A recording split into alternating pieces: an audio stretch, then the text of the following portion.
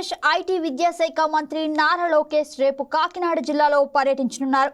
ఈ పర్యటనలో భాగంగా పలు అభివృద్ధి కార్యక్రమాలకు శంకుస్థాపన చేయనున్నారు. అదేవిధంగా పార్టీ నాయకులతోనూ భేటీ కానున్నారు. లోకేష్ పర్యటనకు సంబంధించి మరింత సమాచారాన్ని మా కాకినాడ జిల్లా స్పెషల్ కరెస్పాండెంట్ నానాజీ అందిస్తారు. గుడ్ ఈవినింగ్ నానాజీ, చెప్పండి. ఇక్కడ రాష్ట్ర విద్యాశాఖ మంత్రి అలాగే నారా లోకేష్ జిల్లా పర్యటనలో భాగంగా చాలా ప్రాముఖ్యమైన అంశాలుగా మనం పేర్కొనవచ్చు. ఎందుకంటే ఉదయం 7:30కి అక్కడ ఉండవల్లి తన నివాసంలో బయలుదేరి అక్కడ నుంచి రోడ్డు మార్గంలో అక్కడ విజయవాడ విమానంలో రాజమండ్రి ఎయిర్పోర్ట్ వచ్చి రాజమండ్రి నుంచి డైరెక్ట్ గా జేఎన్టీయూకి రోడ్డు మార్గంలో చేరుకుంటారు. అయితే చేరుకున్న వెంటనే అక్కడ ఏదైతే బాయ్స్ హాస్టల్ ఉన్నదో బాయ్స్ హాస్టల్ కూడా శంకుస్థాపన చేస్తారు. దాదాపు 84 గదులతో ఒక గదిలో 3 లేదా 4 విద్యార్థులు ఉండే అక్కడ దాన్ని హాస్టల్ ని దాదాపు 300 మంది విద్యార్థులు ఉండడానికి ఉంటది. అయితే దాదాపు 2000 మంది విద్యార్థులు ఉన్న జేఎన్టీయూలో ఈ భవనం అనేది చాలా ప్రాముఖ్యత మనం చెప్పుకోవచ్చు. ఎందుకంటే 4 కాన్ఫరెన్స్ హాల్తో సహా చాలా వరకు కూడా 3 అంతస్తులు కట్టారు. ఇలాంటి ప్రతిష్టాత్మకమైన భవనాన్ని ప్రారంభించిన అనంతరం ఆయన అక్కడ ఉన్న విద్యార్థులకి ఒక వేదిక ఏర్పాటు చేశారు. వేదికతో అంతే 1-to-1 అంతే ప్రతి ఒక్కరితో కూడా ఇంటరాక్ట్ అవ్వాలనే ఉద్దేశంతో చరిత్రలో ఎన్నడూ లేని విధంగా దాదాపు 2000 మంది విద్యార్థుల మధ్యలో ఒక రౌండ్ టేబుల్ సమావేశం ఒకటి ఏర్పాటు చేసి ఏదైతే వివిధ దేశాలలో అంటే అధినాయకులతో ఏ విధంగా అయితే ఒక ప్రోగ్రామ్ ఏర్పాటు చేస్తారో ఆ విధంగా ఏర్పాటు చేశారు. అయితే ఇప్పటి వరకు ఉన్నటువంటి అంటే గతంలో కానీ లేదంటే ఇప్పుడు కూడా చూడలేదు. ఎందుకంటే ఒక టెంట్ ఒకటి ఏర్పాటు చేసి దాదాపు మూడు రోజులు బట్టి 100 మంది అక్కడ కార్యక్రమంతో కూడా పనిచేస్తున్నారు. ఎక్కడి నుంచి అంటే ఒక హైదరాబాద్ నుంచి విజయవాడ నుంచి అక్కడి నుంచి వచ్చి కూడా ఏర్పాటు చేస్తా ఉన్నారు. దీనికి సంబంధించి అంటే 2000 మంది జేఎన్టీయూ విద్యార్థులతోటి అంటే ఇటీవల కాలంలో ఆయన అక్కడి నుంచి అంటే విదేశ పర్యటన అనంతరం అక్కడ నేర్చుకున్న అదే టెక్నాలజీ కానీ అదే రకంగా అక్కడ ఎలాంటి అవలంబిస్తున్నారని ఎలాంటి విద్యార్థులతో షేర్ చేసుకునే అవకాశం ఉన్నది. అయితే విదేశీ పర్యటన అనంతరం విద్యార్థులతో ముఖాముఖి కార్యక్రమంలో అంటే అక్కడ ఉన్న వ్యవస్థ కానీ అక్కడ ఉన్న పరిస్థితులు కానీ విద్యార్థులకి నేరుగా చెప్పే అవకాశం ఉన్నది. దానివల్ల ఇక్కడ భేటీ అనేది చాలా ప్రాముఖ్యత నెలకొన్నదని చెప్పుకోవచ్చు. ఎవరైతే బీసీ సిఎస్ఆర్కే ప్రసాద్ గారు ఉన్నారో దగ్గరుండి పర్యవేక్షణ చేస్తూ ఉన్నారు ఎప్పటికప్పుడు. అలాగే అక్కడ చుట్టూ అంతా కూడా చైర్లది వేసి ఒక ఆహ్లాదకరమైన అంటే వాళ్ళకి ఎలాంటి ఇబ్బందులు కలగకుండా అసౌకర్యం కలగకుండా ఏసీలతో సహా మొత్తం అన్ని ఏర్పాట్లు చేసి ఎవరికి విద్యార్థులు ఉన్నారో విద్యార్థులు ఎవరైనా ఒక ప్రశ్న అడగాలంటే ఒక స్టేజ్ మీదకి వచ్చి అంటే 360 డిగ్రీస్ యాంగిల్లో తిరిగి ఒక చైర్ ఒకటి ఏర్పాటు చేసి ఒక చాలా వరకు కూడా ఆహ్లాదకరమైన వాతావరణాన్ని చెప్పుకోవచ్చు.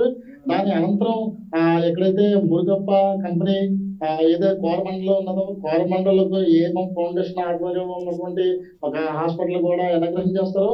34 కోట్లతో ప్రారంభిస్తున్న ఈ హాస్పిటల్ ఇదివరకే చాలా మంది కూడా అయితే అవుట్ పేషెంట్స్ అయితే మాత్రం తన సర్వీస్ అయితే అందించింది. అయితే అవుట్ పేషెంట్స్ సరిగ్గా ఆరోగ్యంగా చాలా మంది అంటే దూర ప్రాంతాల నుంచి అందరూ కూడా. Right Nanaji, thank you for the update. Anantapuram జిల్లాలో గంజా బ్యాచ్ హల్చల్ చేసింది.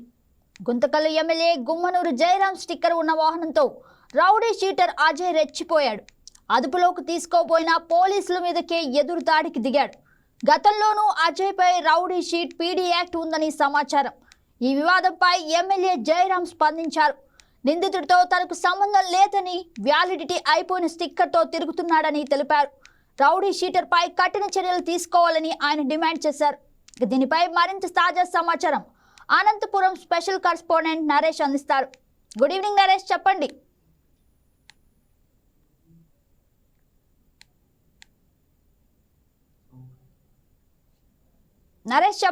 నరేష్, మీ వాయిస్ మ్యూట్ లో ఉన్నట్లుంది, అన్మ్యూట్ చేసి మాట్లాడండి.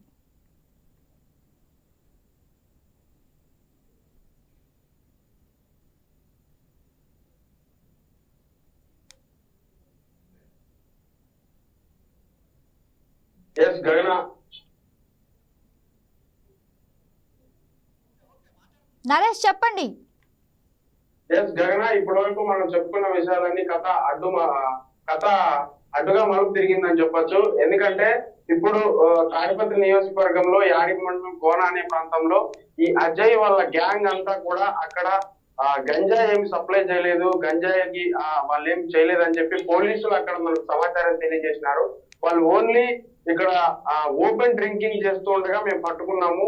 అదే విధంగా పెట్రోలింగ్ చేస్తున్న పోలీసులపై ఈ గ్యాంగ్ దాడి చేసింది అనే విషయం కూడా పూర్తిగా అవాస్తవం అని మనకు తాడిపత్రి పోలీసులు ఒక సమాచారం అయితే విడుదల చేసినారు.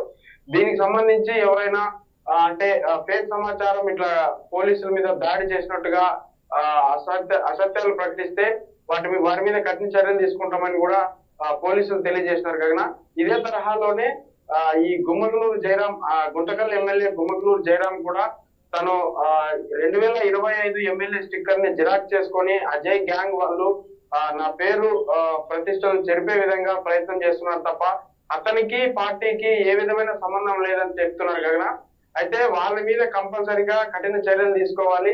ఇలాంటి వ్యక్తుల్ని అంటే పార్టీ ప్రతిష్టల్ని పాడు చేసే వ్యక్తులను అయితే కంపల్సరిగా శిక్షించాలని గుమ్మనూరు జయరాం ఎమ్మెల్యే చెప్తున్నారు కావున పూర్తిగా అతనికి ఆ పార్టీకి అజయ్ కి సంబంధం లేదు, అతను ఉద్దేశపూర్వకంగానే తన పేరు వాడుకున్నట్లు తెలియజేస్తున్నాడు కావున ప్రస్తుతం అయితే ఈ పోలీసుల మీద దాడి చేసిన విషయాలు కూడా అవాస్తవం అని పోలీసులు తెలియజేస్తున్నారు కావున.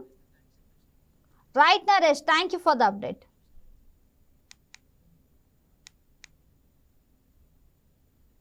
విజయనగరం జిల్లా గుర్లు మండలం నడుపూరు గ్రామంలో ఏసీబీ దాడులు తీవ్ర చర్చనీయాంశంగా మారాయి.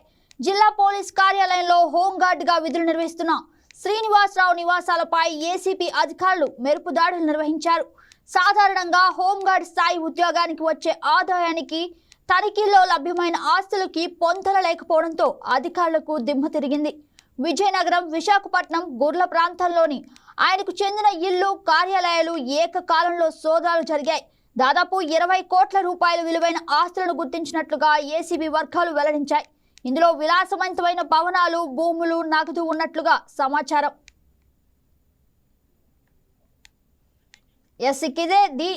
ఇదే అంశంలో శ్రీనివాసరావు గతంలో సుమారు 15 ఏళ్ల పాటు ఏసీబీ విభాగంలోనే పనిచేయడం గమనార్హం. ఆ సమయంలో ఎక్కడ సోదాలు జరగనున్నాయి, అసలు ఎవరి మీద తనిఖీలు చేయనున్నారనే అత్యంత రహస్య సమాచారాన్ని సంబంధిత అవినీతి అధికారులకు చేరవేశాడు. ఇలా వారి నుంచి భారీ మొత్తంలో ప్రతిఫలం పొందేవాడని ఆరోపణలు ఉన్నాయి. శ్రీనివాసరావుపై వచ్చిన అవినీతి ఆరోపణల నేపథ్యంలో గతంలోనే అతడిని ఏసీబీ విభాగం నుండి జిల్లా పోలీస్ కార్యాలయానికి బదిలీ చేశారు. అయినప్పటికీ పాత పరిచయాలతో తన అక్రమ కార్యకలాపాలను కొనసాగించినట్లుగా తెలుస్తోంది. అవినీతి హోంగార్డుకు సంబంధించిన సమాచారం మా కరెస్పాండెంట్ ప్రసాద్ అందిస్తారు. ప్రసాద్, చెప్పండి. ఒక హోంగార్డ్ గా పనిచేస్తున్న ఒక వ్యక్తి ఇంట్లో 20 కోట్ల రూపాయలు ఈరోజు ఉదయం ఏసీబీ రైట్స్ లో బయటపడడం రాష్ట్ర వ్యాప్తంగా కూడా ఒక బ్రేకింగ్ న్యూస్ గా మారింది. ఏపీలో చాలా మంది ప్రభుత్వ అధికారులు ఆదాయానికి మించి ఆస్తులు కూడబెడుతున్నారన్న వార్తల నేపథ్యంలో, కంప్లైంట్స్ నేపథ్యంలో ఏసీబీ అధికారులు రాష్ట్రంలో ఉదయం 4 జిల్లాల 5 చోట్ల ఒకేసారి ఒకే టైంలో సోదాలు నిర్వహించారు. దానిలో భాగంగా విజయనగరం జిల్లా పోలీస్ కార్యాలయంలో హోంగార్డ్ గా పనిచేస్తున్న శ్రీనివాసరావు అనే వ్యక్తి ఇంట్లో కూడా ఉదయం ఏసీబీ సోదాలు నిర్వహించింది. సోదాల్లో విచిత్రంగా 20 కోట్ల విలువైన ఆస్తి అయితే బయటపడినట్లు తెలుస్తుంది. ఇప్పటి వరకు అధికారికంగా ఏసీబీ అధికారులు ఇంకా ప్రకటించాల్సి ఉంది. కానీ ప్రజెంట్ మన సమాచారం వరకు మాత్రం 20 కోట్ల రూపాయల ఆస్తి విలువ కలిగినటువంటి ఆస్తి బయటపడినట్లు కూడా తెలుస్తుంది.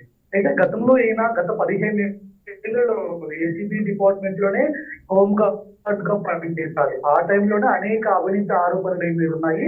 సో అలాంటి టైంలో ఏసీబీ డిపార్ట్మెంట్ విజయనగరం జిల్లా పోలీస్ కార్యాలయానికి ఈ హోంగార్డ్ గా సరెండర్ చేసింది.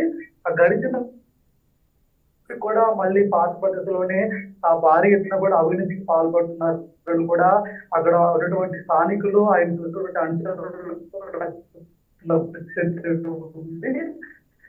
సో చాలా మంది ఏసీబీ కంప్లీట్ అవ్వడంతో ఈరోజు ఉదయం ఆయన ఇంట్లో కూడా ఏసీబీ అధికారులు సోదాలు కూడా ఈరోజు ఉదయం అయితే ఏసీబీ సోదాలు నిర్వహించింది. అటు విజయనగరంలో ఉన్న తాండీలతో పాటు వైజాగ్ లో మరొక మొత్తం 2 జిల్లాల్లో కూడా 4 చోట్ల ఏసీబీ తనిఖీలు నిర్వహించింది. ఈ తనిఖీల్లో 20 కోట్ల విలువైన డబ్బు, అదేవిధంగా ఆస్తి పత్రాలు, బంగారం ఏసీబీ అధికారులు గుర్తించారు.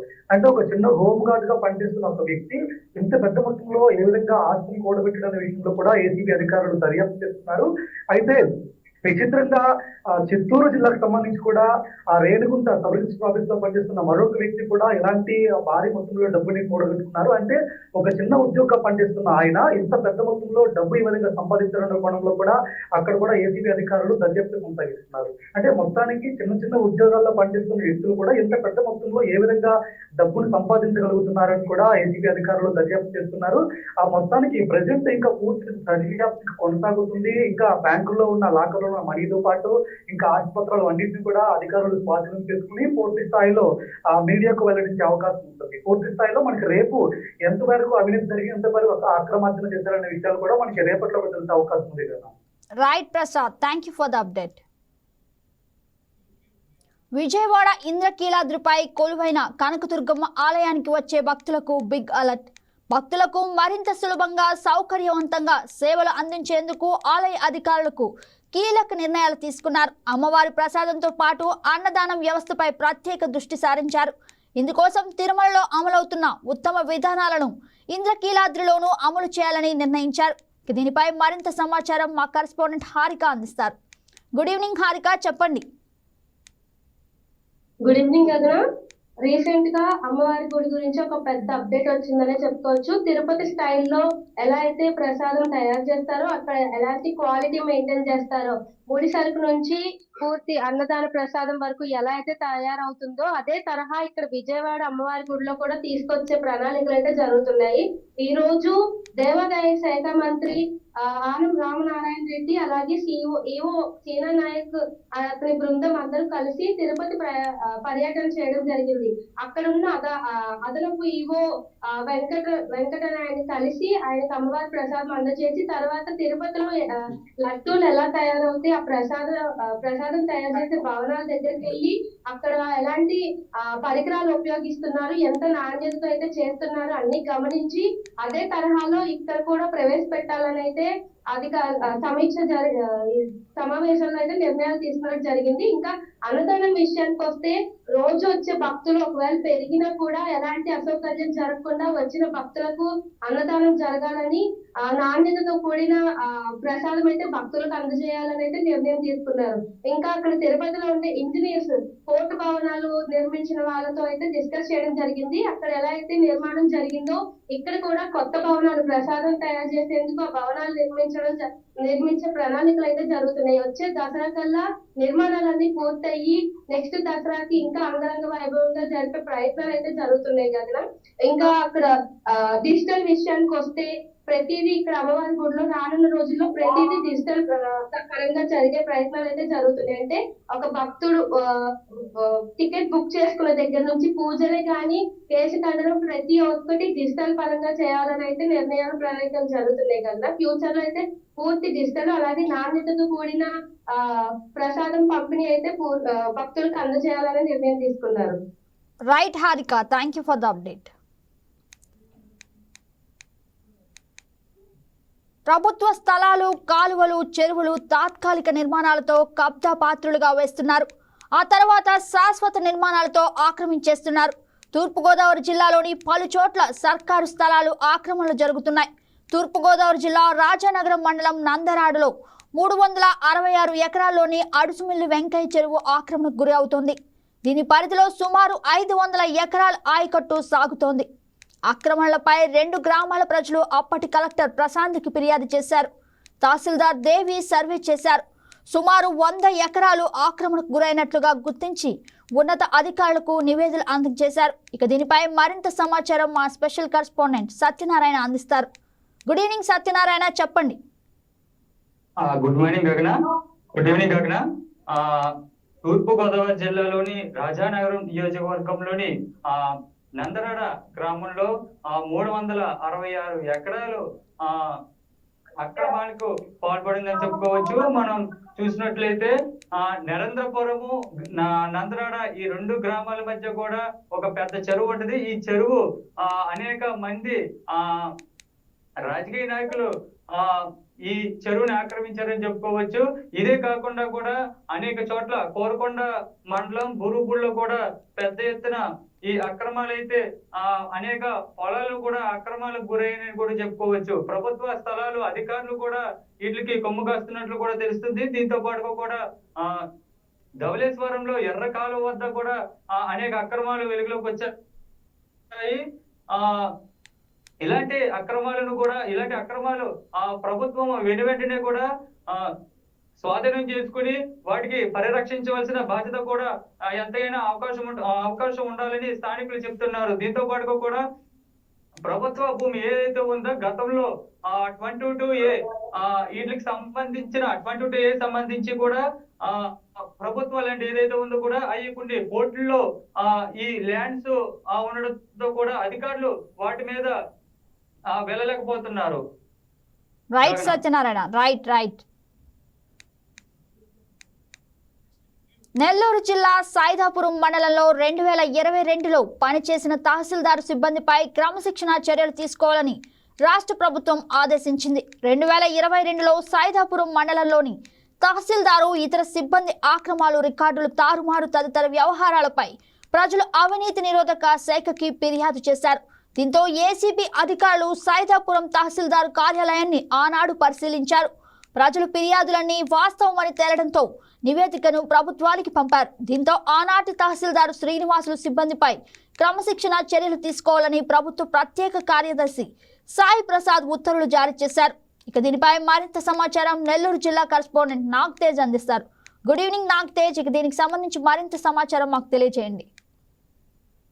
Thank you brother. ఏదైతే కూడా గత ప్రభుత్వంలో అధికార అండదండలతో కూడా ఏదైతే ప్రభుత్వం సంబంధించిన అధికారంలో అక్రమాలకు పాల్పడిందో వాటిపై కూడా ఎవరైతే అక్రమం పడిన అధికార యంత్రాంగం కూడా అధికారులకు వచ్చిన తర్వాత చర్యలకు ఉపయోగించింది. ఏదైతే 2022లో సైదాపురం తహసీల్దార్ కార్యాలయం కూడా అక్కడ స్థానిక ప్రజల నుంచి పెద్ద మొత్తంలో ఏదైతే ప్రభుత్వం అధికారానికి సంబంధించిన ఏసీబీ టోల్ ఫ్రీ నంబర్ 14400 ఉందో దానికి పెద్ద మొత్తంలో స్థానిక ఏదైతే అక్కడ గ్రామస్తులు కావచ్చు, రైతాంగం నుంచి వివిధ ప్రభుత్వ ప్రైవేటు భూములకు సంబంధించి మ్యూటేషన్ జరిగినటువంటి పెద్ద మొత్తంలో జరిగినటువంటి కూడా అక్కడి నుంచి అవినీతి ఆరోపణలు పెద్ద మొత్తంలో కూడా ఏసీ అధికారులు తీసుకున్నారు. ఆ నేపథ్యంలో ఆనాడే 2022 జూలై 2-3వ తేదీలోనే సుమారు 16 మంది ఏసీబీ అధికార బృందాలు చేసి అప్పటి ఏదైతే ఉన్నటువంటి మోహన్ రావు నేతృత్వంలో కూడా ఆకస్మిక దాడులు చేశారు. అయితే అక్కడ దాడులు చేసుకునే నేపథ్యం 2016 నుంచి 2017 నుంచి 2022 వరకు అక్కడ స్థానికంగా ఉన్నటువంటి ఎంతమంది ప్రభుత్వ అధికారులు అక్కడ దాంట్లో ఎంతమంది బదిలీ అయ్యారు, అక్కడ ఎలాంటి ప్రభుత్వ ఉద్యోగులు ఎలాంటి అవినీతి అక్రమాలకు పాల్పడడానికి కూడా పూర్తిగా పూర్తి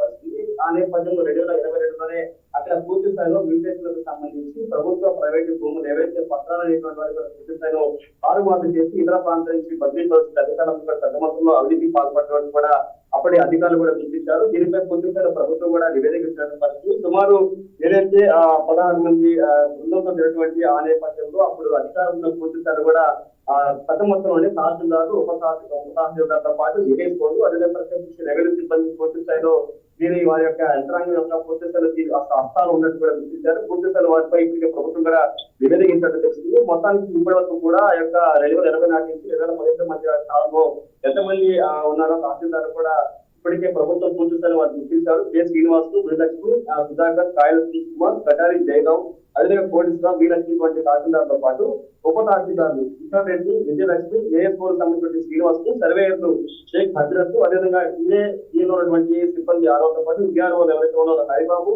నెల్లూరు సంబంధించిన రమాదేవి, మునిబాబు కూడా గుర్తించారు. వీరు పూర్తి స్థాయిలో వీరిపై ఇప్పటికే వీరు ఎవరెవరు ఎంత మంత్రంలో కూడా అవినీతి పాల్పడ్డారు, ఏ ఎకరాలకు సంబంధించి వారు ఎవరితో యూటీఎస్ సంబంధించినటువంటి తారుమారు అంశాలు కూడా పూర్తి స్థాయిలో వ్యవహారాలను తారుమారు చేసి అక్కడ స్థానికటువంటి పెద్ద మొత్తంలో పిల్లలకు అనుగుణంగా ఏసీబీ పూర్తి స్థాయిలో కృషి లాగి పెద్ద మొత్తంలో నివేదికలు కూడా సమర్పించారు. నేటి రోజున ఏదైతే అక్కడ ఉన్నటువంటి ఇప్పటికీ 2024 నాటికంలో 10 మంది తహసీల్దార్ కావచ్చు, అక్కడ ఉన్నటువంటి రెవెన్యూ సిబ్బంది కూడా పూర్తి తోటి ప్రభుత్వ అధికారులు పూర్తి కూడా చర్యలు ఉపయోగిస్తున్న నేపథ్యంలో అక్కడ పనిచేసినటువంటి అధికారులందరూ కూడా పూర్తి స్థాయిలో కూడా జరుగుతున్న అవకాశం ఉంది. రాబో కొద్ది గడువులోనే దీనిపై పూర్తి స్థాయిలో ప్రభుత్వం నుంచి తాజా సమాచారం ఇవ్వడానికి అవకాశం ఉంది. Right Nagtej, thank you for the update. As of now ఇవి బులెటిన్ అప్డేట్స్. చూస్తూనే ఉండండి YK న్యూస్. ఇది తెలుగు వారి గుండె చప్పుడు. Please subscribe to YK TV network. Please subscribe to YK TV. Please watch YK News. Don't forget to subscribe YK News channel